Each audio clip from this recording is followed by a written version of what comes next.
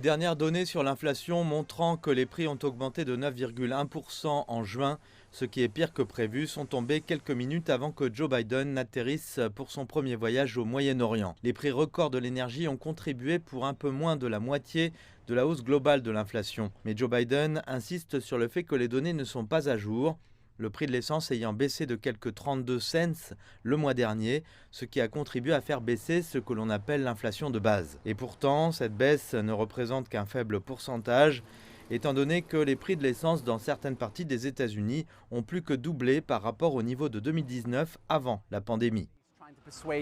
Et tandis que Biden est au Moyen-Orient dans l'espoir de persuader certains des plus grands producteurs de pétrole du monde de pomper plus afin que les prix baissent, la crise de l'inflation est beaucoup plus grande que cela.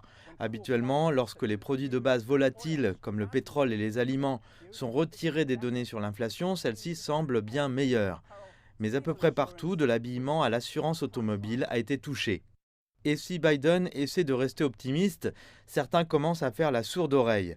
L'indice de l'enquête sur l'optimisme des petites entreprises, qui évalue la façon dont les personnes interrogées envisagent les conditions pour les 6 prochains mois, a atteint son plus bas niveau depuis 48 ans.